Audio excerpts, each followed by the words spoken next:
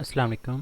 जी तो बेटा यहाँ पे क्वेश्चन है कि section by tripling the concentration of reactant आप लोगों का जो रेट ऑफ रिएक्शन है वो कितने टाइम इंक्रीज़ होगा। बेटा इसका फार्मूला ये होता है कि हम लोग यहाँ पे जितनी भी कंसंट्रेशन होती है हम लोग उसको रखते हैं और इसकी पावर हम लोग रखते हैं जो भी आप लोगों के पास ऑर्डर ऑफ रिएक्शन जो है वो हमें देखने को मिल रहा होता है। मैं यहाँ पे 2 की जगह पे n लिख देता हूँ। तो यहाँ पे कंसंट्रेशन आप लोगों ने जितने टाइम भी इंक्रीज़ या डिक्रीज़ करनी है और यहाँ पे जो n है ये रिप्रेजेंट कर रहा है किस चीज़ को, ऑर्डर ऑफ रिएक्शन को जो है वो रिप्रेजेंट कर रहा है।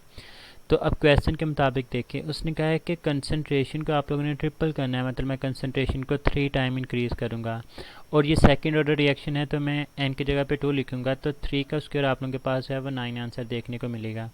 इसी तरह से बेटा अगर हम लोग कहते हैं कि बाय डबलिंग द कंसंट्रेशन तो हम लोग 2 की पावर 2 देखनी थी तो फिर हमारे पास जो रेट ऑफ रिएक्शन होना था वो 4 टाइम इंक्रीज़ होना था। अगर हम लोग इसको क्वाड्रपल करते 4 गुना इंक्रीज़ करते तो आपने 4 का स्क्वायर लेना था, तो ये जो आपके पास आंसर आना था वो 16 टाइम आ जाना था।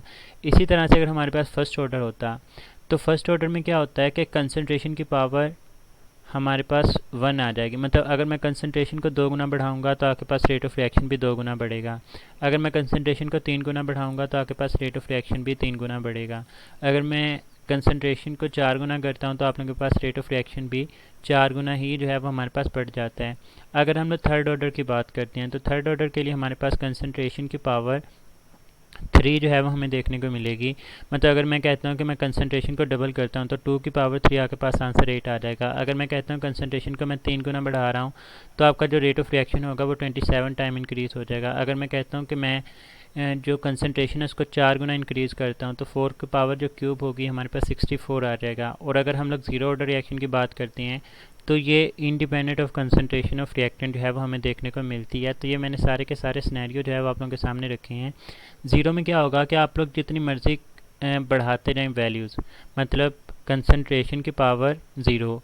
अगर मैं कंसंट्रेशन को 2 गुना बढ़ाता हूँ तो 2 की पावर 0 आंसर 1 ही आएगा, क्योंकि anything raise to power 0 is equal to 1 ही होती है।